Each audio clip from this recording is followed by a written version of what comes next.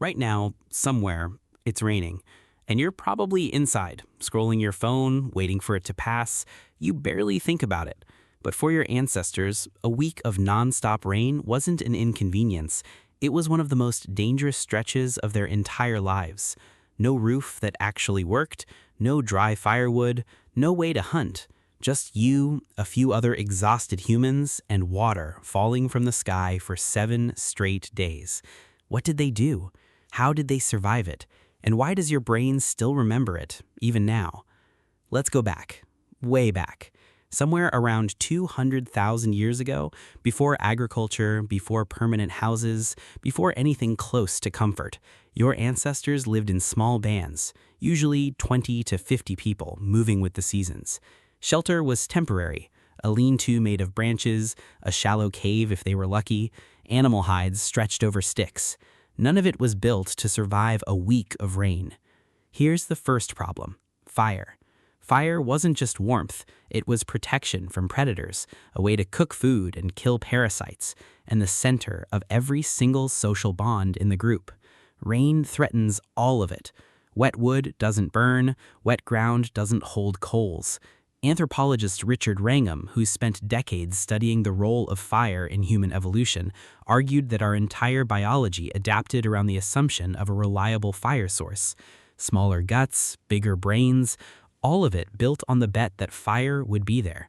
So what happens when the rain takes that bet away? Groups adapted with something called ember caching.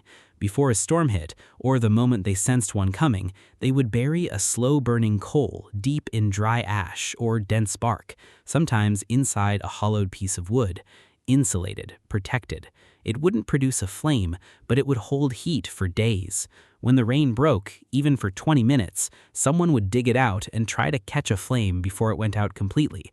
If they failed, the group could lose fire entirely. And relighting fire from nothing, using friction alone in soaking wet conditions, could take hours. Sometimes it simply didn't work at all. Now think about the psychology of that. You're sitting in the dark, cold, wet, watching someone desperately try to save the one ember standing between your group and total darkness. That's not just physical survival, that's collective anxiety, shared, silent, and constant. Food was the second crisis. Rain doesn't just soak you, it shuts down the entire hunting and foraging system. Animal tracks wash away, scent trails disappear, prey hides. Foraged plants rot faster in wet conditions, and stored food, if they had any at all, would mold within days. So bands relied on what researchers call fallback foods. Not preferred, not tasty, but reliable. Roots, tubers, insects, anything with calories that didn't depend on tracking, throwing, or timing. Primologist Jane Goodall observed something strikingly similar to chimpanzees during heavy, sustained rain. Normal foraging routines broke down almost entirely. Chimps would huddle beneath the densest canopy they could find, pressed close together, barely moving, conserving energy until conditions improved. Sound familiar?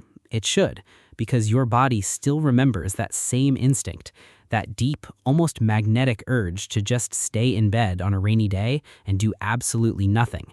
That's not laziness, that's hundreds of thousands of years of energy conservation programming still running quietly in the background of your modern life.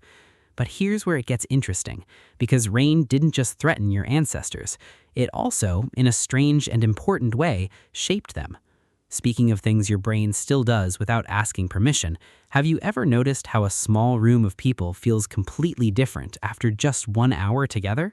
Closer, tenser, more honest, sometimes uncomfortably so. Keep that feeling in mind because it's about to explain exactly what happened next. Trapped together, day after day, with nowhere to go and nothing to hunt, early human groups were forced into something modern life almost never demands of us: uninterrupted, unavoidable closeness. No solo walks, no separate tasks pulling people apart across the landscape, just each other, for hours, for days, in a cramped shelter that barely kept the water out. Anthropologists studying modern hunter-gatherer societies, including extensive work by Polly Wiesner among the Zhuhansi people of the Kalahari, found that these forced periods of close contact weren't purely negative. They were often filled with something specific: storytelling. Wiesner's research showed that daytime conversation among these groups tended to focus on practical matters and frequently complaints, but nighttime conversation, especially during periods that the group was confined together, shifted dramatically towards myth, memory, and story. Rain, in a strange way, may have pushed that shift earlier and made it happen more often.